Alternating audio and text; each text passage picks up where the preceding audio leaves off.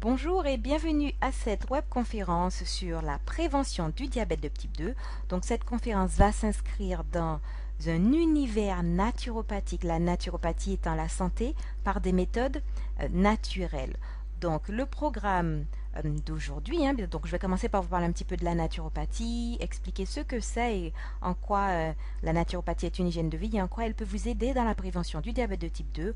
On parlera aussi bien sûr d'alimentation et de nutrition anti-diabète de type 2, on parlera de jeûne intermittent, d'activité physique, de gestion du stress parce qu'on verra qu'effectivement le stress a définitivement un impact sur, sur le diabète de type 2 et aussi on parlera de la maladie elle-même parce que c'est important pour pouvoir la prévenir de comprendre un petit peu ce que c'est. Donc je vous expliquerai les symptômes, les causes du diabète de type 2.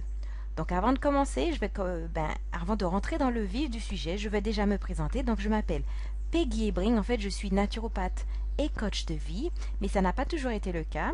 Donc j'ai commencé ma carrière sur les marchés financiers où j'étais gestionnaire de risque.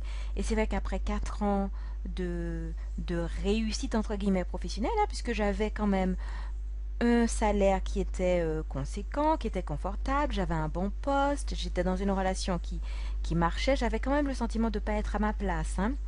Donc, et puis la crise est arrivée en 2007-2008, donc la banque pour laquelle je travaillais, qui s'appelle Merrill Lynch, qui est une banque d'investissement, a été rachetée par Bank of America, un autre géant de la place financière. Et c'est vrai qu'il y a eu beaucoup de postes redondants et on nous a demandé de partir.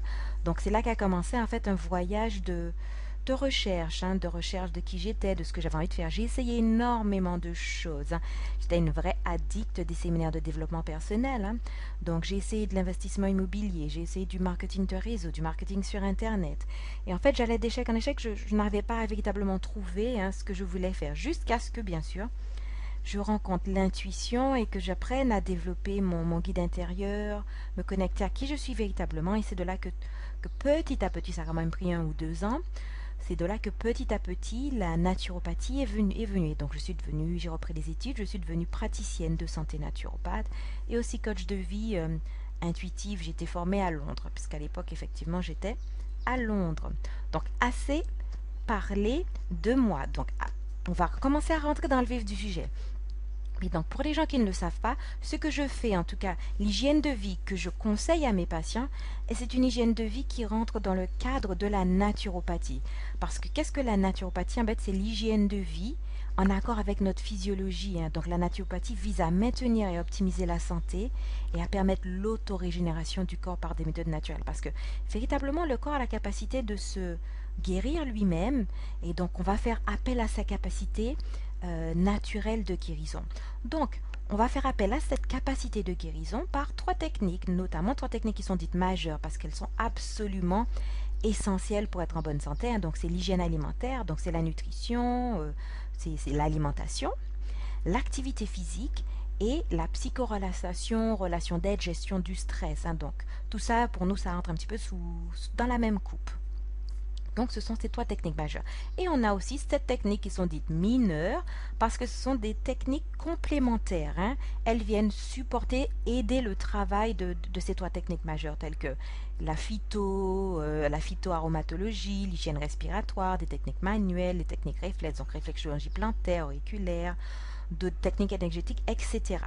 Donc, tout ça, ce sont des techniques naturelles pour pouvoir contribuer au bien-être du corps, c'est-à-dire le préserver ou le rétablir le cas échéant. Et donc effectivement, la naturopathie, quand elle est dite holistique, c'est la hygiène de vie et de la santé naturelle qui considère l'homme dans toutes ses dimensions, c'est-à-dire physique, énergétique, émotionnelle, mentale, spirituelle, sociale et culturelle. Donc en naturopathie, on essaye véritablement de prendre en compte la personne à différents niveaux. C'est-à-dire que quand vous venez voir un naturopathe pour une hygiène de vie, eh bien, il va s'intéresser au plan physique, mais il va aussi s'intéresser à comment est-ce que vous vous sentez en termes de psycho, par exemple. Et parfois même, ça, c'est pas toujours le cas des naturopathes, mais s'il s'il fait un travail en termes de spiritualité, il y touchera aussi. Pas nécessairement le jour de la première séance, parce que c'est un peu court pour faire tout ça en 1 heure, mais sur un travail de plus long terme, il y a moyen de toucher à ces différents éléments, en fait. Alors, Donc c'est ça, donc le travail que je propose, en tout cas, que je propose en matière de prévention et d'hygiène de vie, s'intègre dans cette logique naturopathique, hein, qui est de travailler avec la physiologie du corps, la capacité de régénération du corps avec des méthodes naturelles, hein. Comme disait Hippocrate, que l'alimentation soit ta première médecine, c'est véritablement ça. Alors maintenant, on rentre dans le vif du sujet, le diabète de type 2. Donc on va commencer par effectivement décrire la maladie avant de voir comment la prévenir. Donc on va effectivement parler des causes et des conséquences qui sont quand même, vous allez voir, assez lourdes, hein, pour le diabète de type 2, en tout cas sur le long terme. Donc le diabète de type 2, je dis bien de type 2, donc non insulinodépendant, hein, le diabète de type 1 c'est autre chose, j'en parlerai pas aujourd'hui, ce sera l'objet d'une autre vidéo, d'une autre conférence. Donc le diabète de type 2, c'est un diabète qui est dû à une résistance à l'insuline. Et alors qu'est-ce que la résistance à l'insuline? C'est en fait une désensibilisation du corps à l'insuline, ce qui fait qu'en fait cela va provoquer ce qu'on appelle une hyperglycémie, c'est-à-dire un taux de sucre dans le sang qui est trop élevé. Souvent les personnes pensent que le taux de sucre trop élevé c'est la maladie. Ce n'est pas la maladie. La maladie c'est la résistance à l'insuline. L'hyperglycémie, c'est en fait une conséquence de la maladie. Et en fait, on pourrait se demander pourquoi est-ce que le corps se désensibilise à l'insuline, hein? Donc, il y a plusieurs, effectivement, théories donc, sur cette résistance à l'insuline. On pense que, par exemple, c'est dû à une accumulation de pics insuliniques sur le long terme, sur 15 ans, 20 ans, 30 ans, le corps se désensibilise à l'insuline. Alors, qu'est-ce que l'insuline? L'insuline, c'est une hormone qui est produite par le corps pour faire baisser, on va dire, le taux de sucre du sang. C'est-à-dire que le sucre va passer du sang à l'intérieur des cellules. Donc, en gros, ça va rentrer à l'intérieur des cellules. L'insuline, c'est comme une petite clé qui ouvre la porte des cellules pour faire le sucre rentrer. Notamment, hein, ça fait aussi rentrer les protéines et des acides gras. Mais dans notre exemple aujourd'hui, en tout cas notre thème aujourd'hui, on va surtout s'intéresser forcément au sucre. Et donc, plus la glycémie monte vite, c'est-à-dire plus le taux de sucre monte vite, plus les pics insuliniques seront forts. C'est-à-dire que plus le corps va produire une grosse dose d'insuline pour faire rentrer ce taux de sucre dans le sang. Et en fait, quand on consomme des aliments à index glycémique qui est trop élevé, donc l'index glycémique, c'est une façon de mesurer la vitesse à laquelle un glucide, un sucre, va faire monter la glycémie, c'est-à-dire le taux de glucose, le taux de sucre dans le sang. Et donc l'index insulinique mesure l'insuline dans le sang. Donc vous voyez, quand vous avez un repas qui est avec un index glycémique trop élevé, c'est-à-dire que ça va ce repas, parce qu'il a par exemple des farines raffinées, des sucres trop importants, une quantité de sucre trop importante, la glycémie va monter. Et donc, en fait, en conséquence, le corps va produire de l'insuline pour faire baisser. Et le problème, c'est que vous voyez, on accumule les pics insuliniques sur la journée parce qu'on a souvent des barres chocolatées, on a un petit déjeuner qui est trop riche, donc ça fait un pic glycémique. On a eu parfois même vers 10-11 heures, on va se prendre une barre chocolatée, un croissant, quelque chose. Ça va faire un autre pic insulinique à midi, autre pic insulinique. Vers 15-16 heures, autre pic insulinique, etc. Donc vous voyez, on a une accumulation de pics insuliniques quand on a une alimentation qui n'est pas adaptée tout au long de la journée. Et quand cela se produit sur des dizaines d'années, hein, sur 10 ans, 20 ans, et bien au bout d'un moment, il y a comme une désensibilisation du corps. Donc on n'a pas l'exact explication, mais on suppose que c'est par exemple que c'est le même processus que par exemple toute molécule. Si vous voyez par exemple un médicament, au début le médicament marche bien, vous avez une bonne sensibilité à ce médicament et au bout d'un moment le corps s'habitue, ce qui fait que vous êtes obligé d'augmenter les doses. On pense que c'est un peu pareil pour l'insuline, c'est-à-dire que plus les pics sont répétitifs et sur le long terme, le corps se désensibilise, ce qui fait que le pancréas est obligé d'en produire 2 à 3 fois plus que la normale pour pouvoir faire entrer la même quantité de sucre dans le sang. Donc il y a une espèce, donc d'où vient ce nom de résistance à l'insuline. Et c'est pour ça que d'ailleurs, souvent, sur les années, au début, donc on est diabétique de type 2, le pancréas produit encore de l'insuline et au bout d'un moment, le pancréas finit par se fatiguer et il arrête tout simplement de produire de l'insuline. Alors on est obligé de se piquer. Et donc ça, c'est pourquoi les patients commencent souvent avec un diabète de type 2 qui va évoluer vers un diabète insulinodépendant. dépendant car le pancréas ne va plus produire d'insuline. Et donc cette résistance à l'insuline, effectivement, est la maladie du diabète de type 2. Donc c'est important de comprendre que ce sont notamment ces pics insuliniques qui conduisent à cela. Et aussi le surpoids et l'obésité, hein, on sait que quand on est en surpoids et en obésité, c'est un risque qui est multiplié par 6 de développer un diabète de type 2. D'ailleurs, les personnes qui sont en obésité sont souvent en résistance insulinique.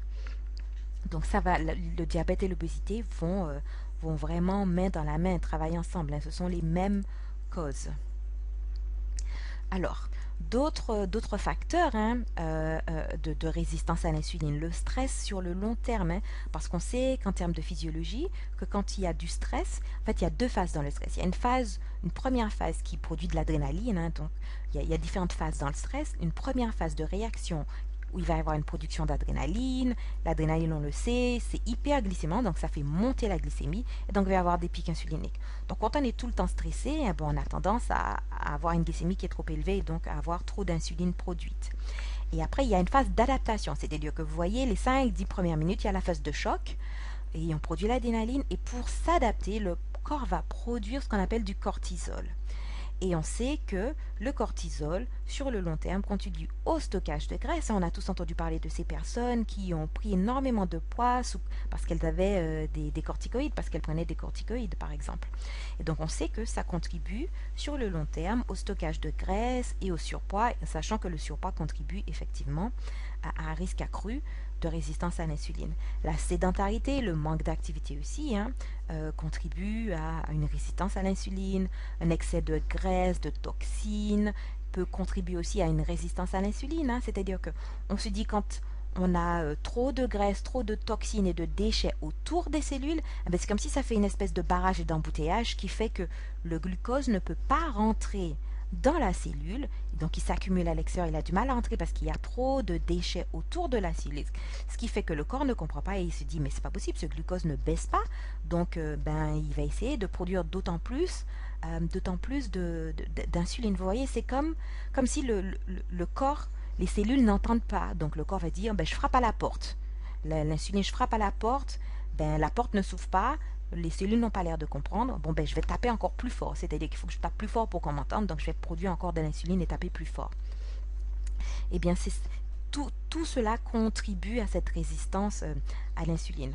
On pense aussi qu'une altération de la membrane cellulaire, hein, notamment par carence d'oméga 3, excès d'acides gras de mauvaise qualité ou des défauts de récepteurs peuvent causer aussi une résistance à l'insuline. Alors, il y a aussi des causes génétiques, hein. On parle de mutation du transporteur de zinc, Z. Tout ça, ce sont des noms barbares pour dire que des mutations de gènes augmentent le risque de diabète de type 2, mais l'hérédité aussi augmente le risque de diabète, le risque de diabète de type 2.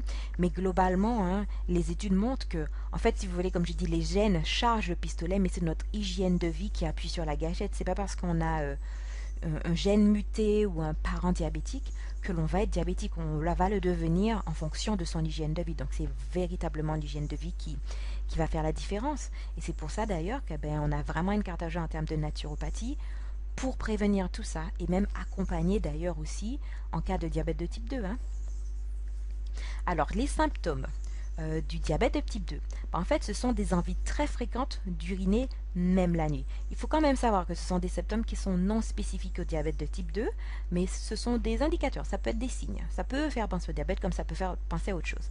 Par exemple, si on a des envies très fréquentes d'uriner même la nuit, ça peut être à un dérèglement hormonal, mais ça peut être aussi dû à un diabète de type 2. Pourquoi? Parce que comme le sang est trop chargé de sucre, le corps va essayer de faire tout ce qu'il peut pour évacuer le sucre. Donc il va notamment l'évacuer vers les urines. C'est pour ça qu'on dit que souvent on a les urines sucrées quand on est, diabétique. Et donc on aura tendance à essayer d'aller d'uriner tout le temps. On aura très soif, on ira beaucoup aux toilettes pour essayer d'évacuer ce sucre en fait. Il y a aussi une fatigue chronique, des infections récidivantes, hein, on le verra plus tard, parce que effectivement, quand on a un milieu qui est sucré, eh ben, c'est la fête à la maison pour les bactéries, hein. Donc c'est un milieu qui est propice à la propagation et au développement de mycoses, de bactéries, et donc on chope effectivement des infections urinaires, des infections génitales, etc. Alors, une des choses importantes à comprendre, et qui c'est vraiment l'une des conséquences les plus importantes, hein, c'est en termes pour un diabète de type 2, c'est un phénomène qui s'appelle la glycation. C'est-à-dire que l'essentiel des conséquences graves que l'on voit avec le diabète de type 2, hein, sont dues sont dus essentiellement à un phénomène qui s'appelle la glycation. Et donc la glycation, c'est quoi? C'est la liaison entre un glucose, un sucre, et une protéine, ce qui fait que les deux se lient ensemble et ça provoque des rigidités et des scléroses. Pourquoi? Parce qu'il faut savoir que des protéines, on en a partout dans le corps.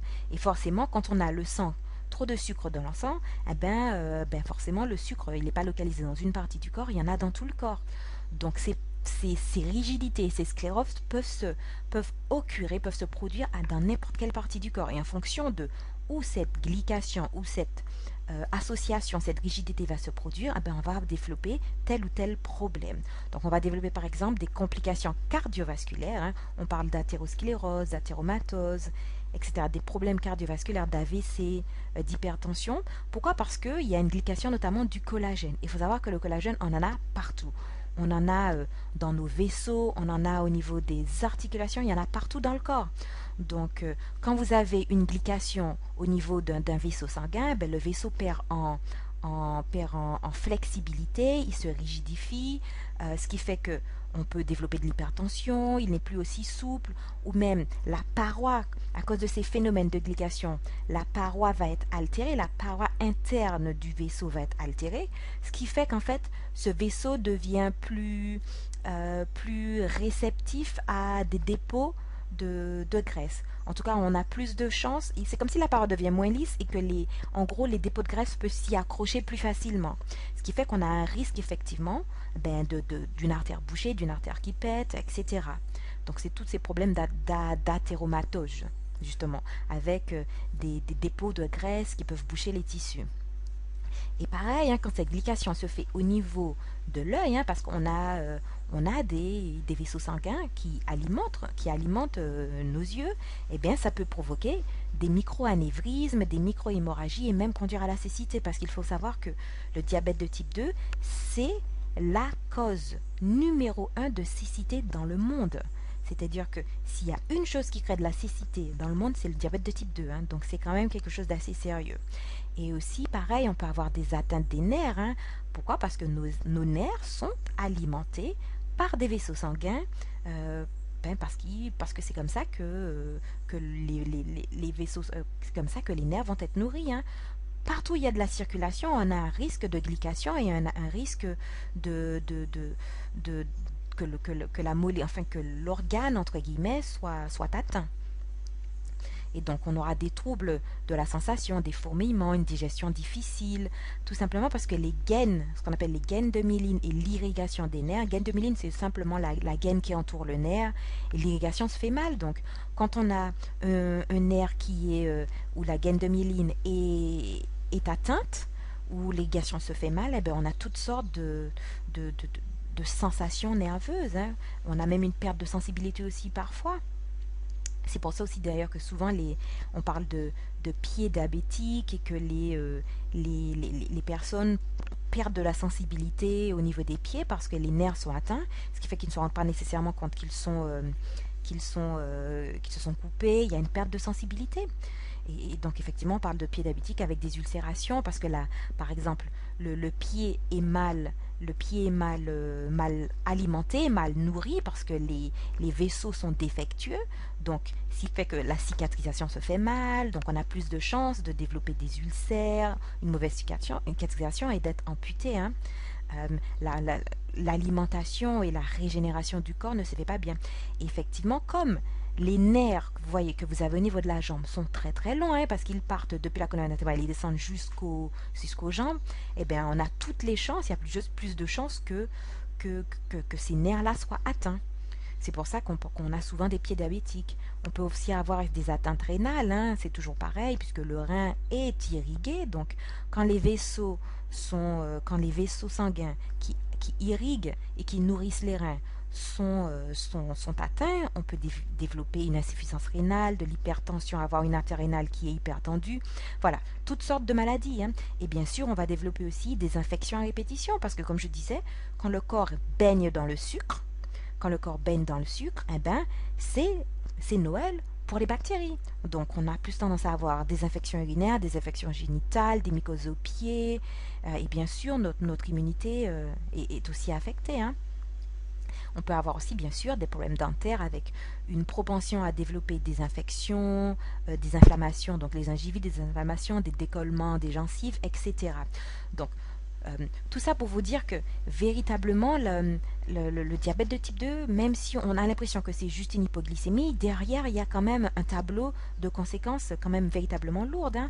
Et je continue, hein, toujours pareil, des complications au niveau articulaire avec des raidissements des mains, des pertes de mobilité, de sensibilité à cause d'atteintes de nerfs, de l'atteinte du collagène des tendons, des cartilages, etc. Vous voyez, des protéines, il y en a partout, donc ça peut vraiment toucher n'importe quelle partie du corps. On peut avoir des atteintes cutanées aussi, forcément un vieillissement accéléré de la peau, des troubles sexuels, bien sûr des troubles de l'érection chez les jeunes, parce que, encore une fois, problème d'irrigation, hein, pour que le pénis soit en érection, il faut bien quand même que le sang arrive jusqu'à la verge et remplisse le corps spongieux. Donc, et quand on a des troubles d'irrigation, ben forcément l'érection va être affectée. Et aussi, bien sûr, de l'inflammation chronique, hein, à cause de ce qu'on appelle des produits de glycation, des produits terminaux de glycation, des agressions bactériennes, les dysbioses. Tout cela fait que le corps est en inflammation chronique parce qu'il est agressé quotidiennement par des bactéries, etc. et par ces produits de glycation qui agressent le corps. Donc on a une inflammation chronique, hein. Et voilà, donc je voulais quand même parler des conséquences parce que vous voyez, elles sont quand même assez lourdes et le tableau de conséquences est assez large, hein. Ça touche vraiment tout le corps quand on a un diabète de type 2. Donc c'est pour ça que c'est important de prévenir le diabète de type 2. Et donc comment est-ce qu'on va faire pour prévenir le diabète de type 2? Ah ben déjà, on va éviter les pics insuliniques. Donc pour ce faire, on va éviter les pics glycémiques. On va prévenir l'inflammation chronique. Et on va privilégier une alimentation qui soit riche en antioxydants. On va gérer son stress, on va incorporer de l'activité physique, on va avoir une bonne hygiène de vie, tout simplement. Donc, je vais vous donner quelques clés. Donc, la première étant l'alimentation. Alors, pour l'alimentation, on s'est dit qu'effectivement, on va privilégier des aliments qui ne font pas monter la glycémie, qui ne font pas trop monter la glycémie. Donc, on va privilégier des aliments avec un index glycémique, un IG, ou un index insulinique, II, bas et moyen. Donc, ce sont des choses que vous allez trouver sur Internet. Un IG bas, c'est généralement inférieur à 35. Un IG moyen, c'est entre 35 et 50. Alors, j'admets qu'il y a un petit peu bataille. Si vous allez regarder sur Internet, il y a des gens qui vous disent l'IG bas, non, c'est 40. Et pour les IG moyens, on peut aller jusqu'à 60. Donc, comme moi, j'aime bien être du côté je prends précautionneux, on va dire, donc j'ai pris la fourchette basse. Donc IG bas, moi je travaille avec IG bas 35, IG moyen 35 et 50, et on évite dans son alimentation d'avoir des élevés supérieurs à 50. Voilà, on évite, on limite, on se concentre, ça ne veut pas dire qu'on ne va absolument rien manger qui est un IG supérieur à 50, mais on va limiter. Alors, qu'est-ce qui fait que, pour comprendre un petit peu les index glycémiques, hein, tout ce qui est transformation industrielle aura tendance à augmenter l'index glycémique. Donc, vous voyez, par exemple, si vous prenez une pomme de terre, c'est un index glycémique déjà élevé de 70. Si vous faites une purée avec vous-même, ça passe à 80. Si vous achetez des flocons, hein, vous savez, les flocons de purée là qu'on achète en supermarché déjà, l'IG passe à 90. Et si vous faites des frites avec, l'IG passe à 95. Donc, vous voyez que le fait de transformer un aliment, de le cuire, de le souffler, de le transformer, ça va faire monter son index glycémique. Entre un riz et un riz, vous voyez, un riz complet, index glycémique 50. Si vous en faites une galette de riz soufflé, ça passe à 60. Donc, quand on vous dit la galette de riz soufflé, c'est un aliment diététique, personnellement, je ne suis pas d'accord. Donc, je ne recommande pas la galette de riz soufflé comme aliment diététique. Il y a des choses qui sont quand même bien meilleures pour la santé et avec un index glycémique qui soit plus bas. Donc pour moi, ce n'est pas un aliment diététique, en tout cas bon pour la santé. C'est à manger de temps en temps, mais certainement pas quelque chose à manger tous les jours. Encore un autre exemple, une carotte crue, ça a un index glycémique qui est très bas, 20. Si vous la faites bouillir, l'index glycémique passe à 50. Donc on fera attention aux transformations. On prendra des aliments le moins transformés possible. Après, ce qui influence aussi l'index glycémique, c'est la quantité de sucre, c'est-à-dire le degré de mûrissement. Une banane verte, donc les tinins de chez nous ont un index glycémique de 35. Et bien, si la banane elle est mûre, ça passe à de 45 à 55, ça dépend. Par exemple, les bananes jaunes sont aux alentours de 55. La quantité de fibres et le raffinage vont influencer l'index glycémique. Parce qu'il faut savoir que le fait de raffiner une farine, on passe d'une farine complète à une farine blanche, l'index glycémique va changer parce que le raffinage enlève la grosse majorité des fibres. Et plus un aliment est riche en fibres, plus son index glycémique est bas, donc moins il va faire monter le taux de sucre de l'enfant. C'est pour ça qu'on dit prenez entre une farine intégrale de blé Liger, il est à 45. Si vous prenez une farine blanche typique, la farine blanche typique de votre baguette, Liger passe à 85. Donc un pain intégral Liger c'est 45, une baguette blanche, la baguette classique Liger c'est 70. Donc on va donc tenir compte de tout cela pour pouvoir choisir des aliments. Donc on va prendre des aliments le plus complet possible, le moins raffiné. On va éviter tout. Si vous voulez des céréales au petit déjeuner, on va pas aller prendre des trucs soufflés, remplis de sucre. On va véritablement prendre plutôt des flocons d'avoine. On essaye que l'aliment soit le moins transformé possible et le plus proche de son état naturel, vous voyez. Et c'est le but. On va incorporer dans sa alimentation beaucoup de crudités parce que ça va apporter des fibres, donc ça va baisser l'index glycémique du repas. On en reparlera, mais voilà, ce sont des petites choses qui vous permettent de mieux manger au quotidien et de prévenir le développement d'un diabète de type 2. Alors, il y a un cas particulier que sont les laitages de vache. Parce qu'effectivement, les laitages de vache ont un index glycémique qui est bas. Si vous prenez le lait, par exemple, le lait de vache, c'est un index glycémique de 30. Mais il faut faire attention, c'est un index glycémique de 110. C'est équivalent à une grosse barre chocolatée. Donc, en fait, on se dit que comme c'est un index glycémique bas, ça ne devrait pas provoquer de pic insulinique, mais c'est faux, c'est une exception. En fait, ce sont les yaourts de vache et le lait de vache ont un index insulinique élevé. Ils produisent une production insulinique élevée. Ce serait dû à une molécule qui s'appelle le lactosérum que l'on trouve dans le lait de vache. Et donc, moins il y a de lactosérum et plus l'index glycémique, plus la réponse insulinique sera faible. Donc, personnellement, je ne recommande pas aux personnes de consommer des yaourts de lait de vache, donc je leur dis prenez plutôt brebis ou chèvre, parce que l'index glycémique est plus bas, et puis même il y a d'autres risques avec le lait de vache, ça sera l'objet d'une autre vidéo, mais il y a des risques de cancer de la prostate par exemple, qui sont clairs quand on prend du lait de vache sur du long terme. Bref, en tout cas, on évite. On évite, surtout si on veut prévenir le diabète de type 2, si on veut rester en bonne santé, on évite le lait de vache. On évite les yaourts de vache. On trouve des alternatives qui soient bonnes au goût et bonnes pour la santé. Donc ça, c'est quelque chose qu'il faut savoir. Et surtout, si vous êtes diabétique, supprimez les laitages. C'est clair. Pour moi, si vous êtes diabétique, vous supprimez les laitages de vache, je veux dire. Bien sûr, pas les laitages végétaux.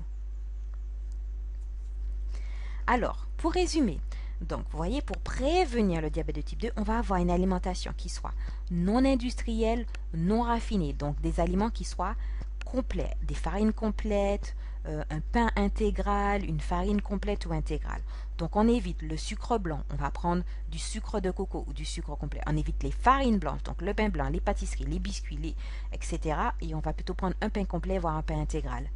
On évite les biscuits, les confitures, les bonbons, les sodas, les céréales, surtout si elles sont soufflées, les barres chocolatées, tout ça là, on évite. Tout ce qui est alimentation industrielle. Si vous voulez des barres chocolatées, faites-les vous-même. C'est très facile à faire. Vous allez les faire en mettant très peu de farine, en mettant beaucoup de noix, de graines, en choisissant la qualité de votre sucre. Il y a plein de recettes faciles que vous pouvez faire sur Internet. Vous voulez une barre chocolatée? Eh ben, essayez de la faire vous-même. Hein. Vous verrez que il n'y aura pas de sirop de glucose, de sucre de mauvaise qualité, tous les additifs que l'on met dans les produits industriels, etc. Donc la deuxième chose, hein, pour prévenir le diabète de type 2 en matière d'alimentation, on va incorporer du cru. Donc des crudités, des jus de légumes, des fruits, des graines germées. Donc tout ce qui est riche en fibres, hein, les jus de légumes n'ont pas de fibres, hein, mais en tout cas ils seront bons parce que c'est alcalinisant, c'est anti-inflammatoire, donc c'est bon pour la prévention du diabète de type 2 de toute façon. Et on va aussi favoriser une glycémie qui soit plus stable, c'est-à-dire au lieu d'avoir ces pics glycémiques, on veut une glycémie qui soit plus stable pour éviter ce qu'on appelle les hypoglycémies réactionnelles. Alors qu'est-ce qu'une hypoglycémie réactionnelle? Quand on mange des sucres raffinés, on a dit qu'on a un pic glycémique. Le pic glycémique va provoquer un pic insulinique, ce qui fait qu'on va être en hypoglycémie, le taux de sucre dans le sang va baisser rapidement, donc ça provoque un coup de barre, des envies de sucre, des besoins de sucre ou de café, donc on va prendre du chocolat, des choses sucrées pour se redonner un petit coup de boost et ça va provoquer un pic glycémique. Donc vous voyez, on passe notre journée à faire du yo-yo avec des pics glycémiques et des hypoglycémies réactionnelles. Donc on évite ça en prenant des sucres lents, en évitant les sucres à index glycémique élevé. Alors je vous ai mis, pour vous donner des petits exemples, des alternatives, hein, au lieu de prendre un pain blanc, on va prendre un pain intégral, hein, puisque c'est un index glycémique de 45 contre 70 pour le pain blanc. On va éviter les pommes de terre, on va plutôt aller vers des tinins index 35, de l'igname 40, de la patate douce ou du chou de Chine. Et on va éviter quand même aussi le fruit à pain, surtout si vous êtes diabétique. Si vous êtes diabétique, évitez les pommes de terre et le fruit à pain. Allez plutôt vers des tinins, de l'igname, etc., de la patate douce à la limite. Voilà, patate douce chine, mais pas, on évite quand même le fruit à pain parce que c'est trop élevé. Et surtout si vous, de temps en temps, vous vous faites plaisir, vous prenez effectivement du fruit à pain et des pommes de terre, enrichissez en fibres, prenez-vous en entrée une belle salade de crudités, vous voyez, comme ça va élever l'index glycémique de votre repas. Donc la confiture, c'est 50 en général. Eh bien, on va prendre des purées d'amandes. Si vraiment vous voulez, vous pouvez prendre une confiture sans sucre ajouté. Ça existe, on trouve ça en magasin bio. Au lieu de prendre du sucre blanc ou du sucre de canne, même le sucre de canne, vous voyez, ça a un index glycémique de 70. On va préférer le sucre de coco qui est juste magique, qui a un index glycémique de 35. Il n'y a pas mieux. Franchement, c'est top. Prenez du sucre de coco à index glycémique 35. Ou alors, vous pouvez aussi prendre de la stevia si vous aimez. La stevia, l'index glycémique, c'est pas loin de 0. Alors, et après, pareil, pour les farines blanches, au lieu de prendre une farine blanche classique de blé, vous avez des farines de thym, vous avez des farines de blé intégral, des farines d'épeautre, des farines de sarrasin, des farines de patates douces. Il y a énormément de possibilités. Il faut sortir de cette histoire de farine blanche classique de blé. Hein. Il y a d'autres alternatives pour cuisiner. Hein. On peut faire des gâteaux, mais des gâteaux avec d'autres types de farine. Et donc, je vous ai mis le site qui est montignac.com. Vous allez pouvoir trouver les index glycémiques. Vous tapez l'aliment et ça vous ressortira l'index glycémique. C'est un site qui est bien fait et c'est vraiment une référence en la matière. Donc, www.montignac.com. Alors, autre chose que vous pouvez intégrer dans votre alimentation, hein, c'est du chrome. Ce sont des aliments qui sont riches en chrome et en vitamine B. Alors pourquoi? Parce qu'il y a quelque chose, une molécule qui s'appelle le glucose tolerance factor, qui est en fait composé de chrome, de vitamine B3 et d'acides aminés. Et ce GTF assiste le travail de l'insuline. Et donc, forcément, on va apporter par l'alimentation du chrome, de la vitamine B, parce que ce sont les composants de ce GTF, pour que le corps ne manque pas de GTF. Et où est-ce qu'on trouve du chrome, de la vitamine B, etc. On en trouve dans les céréales complètes. Encore une fois, on revient toujours à la même chose. Les fruits de mer, le germe de blé qui est très riche en vitamine B, petite merveille, on en trouve dans les brocolis, etc. On va ici avoir apporté du zinc, parce que ça aide à contrôler la glycémie, hein, et le zinc aussi intervient dans le stockage et la libération de l'insuline. Donc on va trouver du zinc dans des huîtres, dans des fruits de mer, du cacao. Au lieu de manger du chocolat, au lieu de par exemple de manger des mousses au chocolat que vous achetez au supermarché, vous faites votre mousse au chocolat ou votre crème au chocolat vous-même. C'est très facile. Vous pouvez en faire avec du cacao, vous mettez du sucre de coco dedans, vous utilisez pour avoir une bonne graisse, vous utilisez de l'huile de coco au lieu de mettre du beurre. C'est excellent. Il y a des recettes. Venez me voir, passez-moi un coup de fil. Il y a des recettes même sur mon site ou sur mon Facebook sur comment faire une crème au chocolat très bonne, une crème cacao très bonne et qui sera bien meilleure pour la santé que ce que vous pourrez acheter. On trouve effectivement du zinc dans les œufs, les graines germées, les oléagineux, etc. Donc les amandes, les noix, voilà. On veut aussi une alimentation bien sûr qui sera riche en antioxydants avec des fruits, des légumes, notamment les légumes qui sont très riches en antioxydants, la grenade, les agrumes, les oléagineux, les brocolis, l'oignon, l'ail, même le moringa. Il y a plein très antioxydants. Je vous ai mis d'ailleurs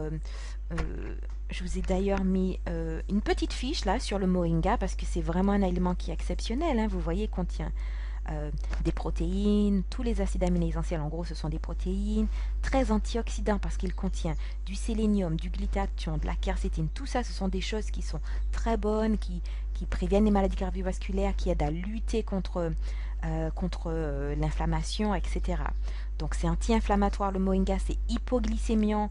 Donc si vous avez un diabète, n'hésitez pas, prenez du moringa, sauf contre-indication, bien sûr, prenez du moringa et même en prévention, même si vous n'avez pas de diabète, incorporez ça dans des smoothies, sur vos salades. C'est juste un aliment, vous voyez, qui est génial, hein. 15 fois plus de potassium que les bananes, 17 fois plus que le calcium, 25 fois plus de fer que les épinards, 10 fois plus de vitamine A que les carottes. Donc vous voyez, c'est quand même un aliment qui est exceptionnel et qu'on trouve partout en Martinique. Donc n'hésitez pas. D'autres choses que vous pouvez aussi incorporer à votre alimentation, ce sont les algues. Donc on en trouve surtout en magasin bio, hein, la nori, la dulce, la spiruline. Elles sont riches en vitamines A, E, B, C, K. Elles sont riches en phosphore, calcium, magnésium, fer, zinc, cuivre, riches en fibres, en bonnes protéines. Et tout ça, c'est des choses faciles que vous pouvez saupoudrer sur votre salade. Il n'y a même pas besoin d'énormément, une petite poignée. C'est un aliment qui est tellement riche qu'il n'y a pas besoin d'en mettre beaucoup, hein. Vous ne sentirez même pas beaucoup le goût et vous allez enrichir votre nutrition au quotidien. Autre aliment intéressant, le germe de blé. On trouve ça en magasin bio, ça coûte quoi? Dans les 5 euros un paquet. Et donc, et c'est riche pareil en vitamine E et notamment vitamine B. C'est riche en phosphore, en magnésium, en fer, etc. Donc, je vous ai mis des petits compléments que vous pouvez trouver en magasin bio pour compléter votre alimentation. Alors, une autre chose aussi à faire, les graines germées. Donc, vous pouvez les acheter vous-même en magasin. Pardon, vous pouvez les acheter en magasin bio ou les faire vous-même, hein. C'est très facile, hein. Pour faire germer des graines, vous achetez les graines en magasin bio, vous les laissez tremper une nuit et après vous les faites germer à la passoire, vous les mettez dans une passoire, vous les rincez, vous passez la passoire sous l'eau matin et soir, ça prend 30 secondes et voilà, au bout de 4 jours, vous avez des graines germées. Et c'est un aliment qui est très riche en enzymes, en vitamines, en minéraux, parce qu'en fait, la germination multiplie les minéraux et les vitamines. Je vous ai mis l'exemple du blé, par exemple, hein. Après 5 jours, vous voyez le taux de vitamine B2 pour le blé est multiplié par 3. La B3 augmente de 40 à 50%, la vitamine C est multipliée par 5, la vitamine A par plus de 2, etc. Vous voyez, tout ça pour vous dire que c'est un élément qui est très très riche, c'est une explosion de vie et donc ce sera un aliment très vitalisant pour vous et très bon pour prévenir tout ce qui est diabète tout simplement. Donc je vous ai aussi mis quelques aliments anti-diabète, hein, parce que à intégrer dans votre alimentation de tous les jours, la cannelle, hein, parce qu'elle potentialise l'insuline, donc ça rend l'insuline plus efficace. Donc c'est génial parce qu'en plus ça a bon goût, hein. Donc moi je me fais des smoothies et je mets de la cannelle dedans, des smoothies avec de la cannelle. Intégrez ça bien sûr dans des gâteaux, dans des crêpes, etc. que vous faites sans farine blanche, que vous pouvez faire avec des farines avec des index glycémiques plus bas. Intégrez aussi le vinaigre de cidre dans votre vinaigrette parce que ça baisse l'index glycémique du repas. D'autres choses aussi à savoir, les crucifères, le chou, chou-fleur, brocoli à incorporer cru dans son alimentation. Et c'est très bon le brocoli cru et ça aide à lutter contre la résistance à l'insuline. Autre chose aussi, l'ail et oignons sont anti-inflammatoires et aident à réduire la glycation. Donc, n'hésitez pas à incorporer de l'ail cru dans votre vinaigrette, par exemple, et des oignons crus dans votre salade. Donc, on évite de le cuire. Bien sûr, on va, dans son alimentation, quand on cuisine, bien sûr, on va faire revenir son ail et son oignon, mais essayez de l'incorporer aussi cru, pas juste cuit dans votre alimentation. Prévention du diabète de type 2, on va prévenir l'inflammation. Alors, comment on va prévenir l'inflammation? En incorporant une alimentation qui est anti-inflammatoire. Alors, c'est quoi une alimentation anti-inflammatoire? C'est une alimentation qui est riche en oméga 3. Et où est-ce qu'on les trouve, ces oméga 3? Ce sont des bons acides gras que l'on va trouver dans des huiles de première pression à froid. C'est important. L'huile de lin, l'huile de cameline, l'huile de colza. Vous voyez qu'il y a 6 à 14% d'oméga 3. Et c'est important qu'elle soit première pression à froid parce que les oméga 3 sont sensibles à la chaleur. Si l'huile a été chauffée durant le processus de production, les oméga 3 sont détruits, ça ne sert à rien. Donc, ils sont très sensibles. En tout cas, les oméga 3 végétaux sont très sensibles. Ceux que l'on trouve dans les maquereaux, les sardines et le saumon résistent un petit peu plus à la chaleur. Ce sont des EPA DHA, donc c'est un autre type d'oméga 3. Et vous pouvez effectivement les mettre, mais avec une cuisson douce, un saumon cuit en papillote par exemple. Important, super important à intégrer dans votre alimentation aussi. Le curcuma, le gingembre, encore une fois le moringa, tout ça, ce sont des aliments qui sont anti-inflammatoires. Donc, vous pouvez intégrer du gingembre râpé cru dans vos vinaigrettes, dans vos smoothies. En plus, moi, j'adore le goût, c'est génial. Et bien sûr, on va éviter tout ce qui est pro-inflammatoire. Donc, je reprends, on évite les laitages de vache, on évite les produits chimiques, la cigarette, les pesticides, les additifs, les de je sais pas quoi là qu'on trouve dans tous les produits industriels, on évite tout ça. Donc c'est vraiment, vous voyez, en fait, l'alimentation, elle est simple. On évite tout ce qui est industriel, on essaye de manger des bonnes choses, des produits sains. On revient à une alimentation un petit peu comme dans le temps, quand il n'y avait pas tous ces plats cuisinés, tous ces aliments industriels qu'on utilise maintenant, qu'on trouve dans les supermarchés. Donc c'est revenir à une alimentation qui est beaucoup plus saine, beaucoup plus synthétique, beaucoup plus proche d'une alimentation naturelle. Une deuxième clé, donc là on a fait l'alimentation, une deuxième clé qui est top, qui est moins connue pour prévenir le diabète de type 2, parce qu'il influe justement sur la résistance à l'insuline, c'est le jeûne intermittent. Alors qu'est-ce que le jeûne intermittent? Le jeûne intermittent, c'est un jeûne court. Alors avant que vous ayez peur, c'est un jeûne court de 16 à 36 heures. Donc c'est-à-dire qu'on va supprimer de 1 à 3 repas, voire plus, en fonction de son habitude, de ses habitudes. Donc on commence par un repas. On va supprimer par exemple le petit déjeuner et on mangera qu'à 14 heures par exemple, qu'à 13 ou 14 heures. Vous voyez, il faut qu'il y ait 16 heures en comptant par exemple les 8 heures de la nuit. Donc on a mangé son petit déjeuner, on a pris son repas la veille à 8 heures, à 7-8 heures. On va faire toute la nuit, on ne mange pas, on saute son petit déjeuner le lendemain matin et on mange le lendemain à 13 ou 14 heures. Et si on peut même prolonger le jeûne, on va supprimer aussi le repas de midi et on ne mangera le soir qu'à 18 heures, 19 heures ou 20 heures. Alors, c'est pourquoi c'est intéressant un jeûne intermittent. Pourquoi? Parce qu'en fait, cela va libérer de l'énergie pour le fonctionnement du corps et l'autórégénération du corps, et ça va aider à sensibiliser le corps à l'insuline. Comme pendant 16 à 36 heures, vous ne mangez absolument rien, il n'y a aucune insuline qui est produite, puisque de toute façon, vous ne mangez rien, l'insuline n'est pas produite, ce qui fait que ça aide le corps à conserver une bonne résistance sur le long terme à l'insuline. Et pourquoi est-ce que c'est important aussi par rapport à la libération de l'énergie pour les autres fonctions? Parce qu'en fait, il faut savoir qu'il y a une ordre d'utilisation de l'énergie dans le corps. Principalement, l'énergie va dans la digestion. Et une fois qu'on a fini de digérer, principalement l'énergie va dans la digestion. C'est-à-dire que le corps, quand il faut digérer, toute l'énergie va dans la digestion. Et une fois qu'il a digéré, il y aura de l'énergie. Ce qui reste, il va l'affecter à la réflexion et à la pensée, et après au mouvement, et après à la détox.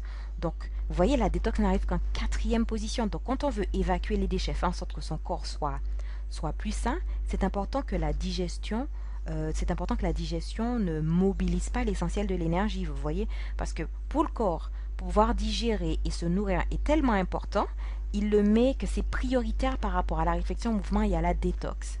Donc le fait de ne plus rien manger, c'est-à-dire de mettre le système digestif au repos, eh bien, cette énergie, elle va être utilisée pour la réflexion. C'est pour ça que parfois les gens disent que quand ils jeûnent, eh bien, ils trouvent qu'ils sont plus vifs en termes de pensée, ils réfléchissent plus rapidement. Après, l'énergie va être aussi affectée au mouvement et enfin à la détox. C'est pour ça que si vous faites un jeûne et que vous mettez un peu au repos, eh bien, la détox est plus efficace. Alors les bienfaits du jeûne intermittent, comme je l'ai dit, c'est une sensibilisation à l'insuline, ça permet de maintenir des niveaux d'insuline bas, ça aide à réguler l'inflammation, ça participe à la détox et à l'évacuation des déchets, et ça permet une meilleure réparation et régénération du corps. Et, chose importante, ça stimule l'hormone de croissance qui entretient la masse musculaire et qui est une hormone anti-vieillissement. C'est une hormone qui est essentielle pour notre énergie et pour le bon maintien d'une masse musculaire et pour bien vieillir, parce qu'il faut savoir que au-delà, à partir de la vingtaine, on commence à avoir de moins en moins d'hormones de croissance. Donc, plus on vieillit, moins on en produit. Donc, grâce aux jeunes, on arrive en fait à freiner un peu cette perte de production d'hormones de croissance. Donc, c'est bon pour tout, le jeûne intermittent, entre guillemets, bien sûr, sauf contre-indication médicale, bien sûr. Clé numéro 3, l'activité physique. Pourquoi l'activité physique? Encore une fois, parce que ça aide à maintenir une bonne sensibilité à l'insuline, donc on va prévenir le diabète de type 2, il y a une meilleure circulation et filtration du sang. Pourquoi? Parce qu'en fait, l'activité physique, c'est la seule chose qui arrive à activer tous nos émonctoires, c'est-à-dire tous nos systèmes d'évacuation de déchets.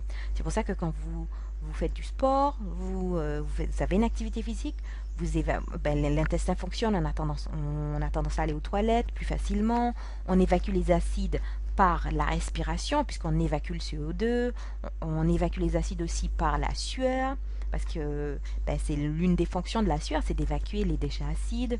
On a une meilleure oxygénation du corps, il y a ça aide à évacuer les acides, donc on a une meilleure gestion de l'équilibre acido-basique du corps, parce que c'est vrai qu'avec les vies que l'on a, le stress et tout, on a tendance à s'acidifier. Effectivement, ça fait aussi massage des organes et des viscères, le fait de bouger, ça dépend de ce que vous faites. Si vous faites des vrilles, il y a certains mouvements qui permettent de faire un massage des organes et des viscères et qui vont stimuler par exemple le transit. Donc tout ça va contribuer à une meilleure gestion du stress, à une meilleure évacuation des déchets, à une meilleure sensibilité à l'insuline, etc. Et bien sûr, le sport pour tout ce qui est relaxation, détente et lutte contre l'anxiété et le stress. Alors, quels sont mes conseils en termes d'activité physique? Alors, il faut mélanger un peu de cardio, renforcement musculaire, étirement et fun. Donc, et des activités qui mélangent un petit peu tout ça. Bien sûr, il faut que ce soit fun, parce qu'en fait, si vous vous ennuyez, c'est pas drôle. L'activité physique, c'est la vie, le mouvement, c'est la vie. Il faut que ce soit drôle, il faut que vous amusiez, prenez plaisir, dansez. Si vous n'aimez pas courir, vous n'êtes pas obligé de courir une demi-heure. Si vous n'aimez pas faire du jogging, faites du fitness, faites de la zumba, dansez, allez marcher, faites de la rando si c'est ce que vous aimez. Voilà, il faut bouger. Le mouvement, c'est la vie. Le corps humain est fait pour bouger. On n'est pas fait pour rester assis devant un ordinateur. Le corps humain n'est pas fait pour ça. Il faut bouger, bouger, bouger. Et bien sûr, minimum 30 minutes, 4 fois par semaine. Ça, c'est vraiment le minimum, parce que honnêtement, on peut faire largement plus que ça. La dernière clé, effectivement, c'est la relaxation et la gestion du stress, parce qu'on a vu qu'effectivement, le stress conduisait à une hyperglycémie à cause de l'adrénaline, et que la phase d'adaptation du stress sur du plus long terme produisait du cortisol qui conduisait à de l'obésité sur le long terme, de la prise de poids, l'accumulation de graisse et de l'obésité. Donc, relaxation, gestion du stress, Alors, qu'est-ce qu'on peut faire? On a des respirations ventrales effrénées. Vous cherchez ça sur Internet ou vous me passez un coup de fil. C'est très facile. Il y a des relaxations que vous pouvez trouver sur Internet. Hein. Vous tapez dans YouTube relaxation de Schulz ou de Jacobson. Vous allez trouver des choses gratuites. Vous pouvez faire de la méditation, faire des bains de pieds chauds avec des bonnes huiles essentielles relaxantes telles que de la lavande vraie, de la camomille, etc. Sauf contre-indication, hein, quand même. Ce sont des huiles essentielles, on fait attention. Par exemple, la camomille matricaire est à éviter quand on a tendance à faire de l'asthme. Donc, mais faites quand même attention aux huiles essentielles. Vérifiez avant de les utiliser. Vérifiez quand même avec un thérapeute avant de les utiliser. Mais je vous ai mis voilà, vous pouvez les respirer, vous détendre, hein, tout simplement, avec un bon, c'est tellement agréable, un bon bain de pieds chauds. Apprendre aussi à relativiser, parce que c'est vrai qu'on se rend compte que combien de fois on s'énerve à cause des embouteillages, à cause de ceci, à cause de son partenaire, alors qu'en fait, on s'énerve pour rien, alors que si on apprenait à relativiser et vraiment avoir de la reconnaissance et reconnaître qu'on a quand même des vies qui sont, même si elles ne sont pas faciles, on a quand même beaucoup dans notre vie. Hein. On a un toit au-dessus de notre tête, on a des gens, on est entouré d'amour.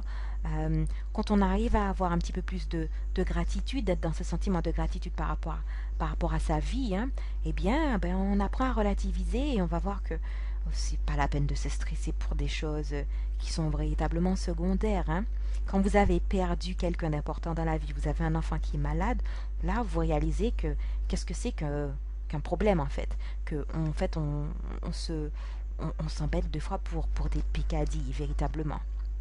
Et puis aussi, les personnes qui sont toujours stressées parce qu'elles sont toujours en train de bosser et elles bossent 8 heures, 10 heures, 12 heures par jour, les boulimiques de travail, hein, par exemple, ou les gens qui ont une anxiété maladive, qui sont toujours stressés, toujours inquiets, hein, eh ben, voilà, hein, faites un petit travail sur vous, allez voir quelles sont les raisons de son comportement. Moi, j'ai travaillé avec des personnes en coaching elles se sont rendues compte qu'il fallait absolument qu'elles travaillent, elles étaient toujours stressées parce qu'en fait, elles avaient lié intimement leur estime d'elles-mêmes à ce qu'elles produisaient. Donc vous voyez, s'il n'y a pas de réussite, s'il n'y a pas de travail, elles ont l'impression de ne pas exister et de n'avoir aucune valeur parce qu'elles ont lié intimement leur valeur à ce qu'elles produisent ce qu'elles produisent professionnellement. Mais en fait, non. Après, faites un travail sur vous-même pour vous dissocier la valeur. Vous valez quelque chose parce que vous êtes un être humain, vous avez des qualités, etc. Cela n'a rien à voir avec ce que vous pouvez faire. Votre valeur n'a rien à voir avec ce que vous pouvez faire pour les autres ou ce que vous pouvez faire dans votre environnement professionnel, pour votre boîte, etc. Vous valez parce que voilà, vous êtes un être humain et donc vous avez votre valeur. Donc il y a tout un travail à faire pour réapprendre à changer sa perspective et son rapport à soi-même, son rapport au travail, son rapport aux autres, ce qui fait qu'on va mieux gérer son stress, etc. Voilà, donc c'est ce que je voulais vous dire. J'espère quand même avoir réussi à vous faire voir que le diabète de type 2, ça se prévient par une hygiène de vie, une alimentation, une gestion du stress, de l'activité physique. Vous voyez, et puis ce sont des choses, c'est du bon sens. Manger des choses qui soient bonnes, proches de leur état naturel. C'est du bon sens que l'on a perdu, mais c'est du bon sens que nos grands-parents avaient. Et voilà, donc intégrez tous ces conseils dans votre vie et vous verrez qu'il n'y aura pas de souci, vous n'aurez pas de diabète de type 2. Et si vous avez un diabète de type 2, vous avez eu des conseils en termes d'alimentation que vous pouvez appliquer aussi.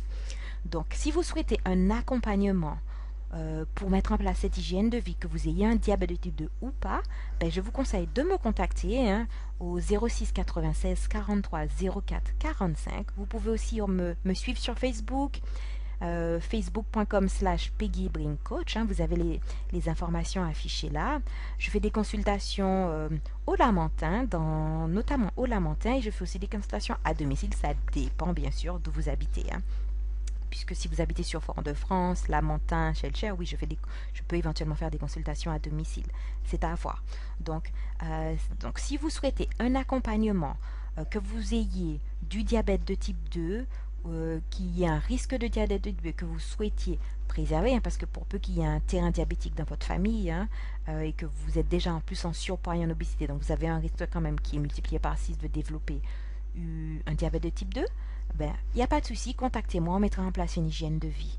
et je serai là pour vous aider. Si vous êtes en obésité, en surpoids, vous voulez perdre du poids, vous mincir, il n'y a pas de souci. Tout ça, je vous mets une hygiène de vie qui va vous permettre de revenir à votre équilibre. Parce que vous voyez, tout cela, ce sont des déséquilibres et on les corrige avec de l'alimentation, avec de la relaxation, avec une gestion du stress. On arrive à maintenir une bonne hygiène de vie. Donc voilà, n'hésitez pas à me contacter. Alors je vous dis à très bientôt, physiquement ou par téléphone ou lors d'une prochaine webconférence en ligne. Alors bonne journée et à bientôt. Plein d'amour et de réussite et de bonheur dans votre vie.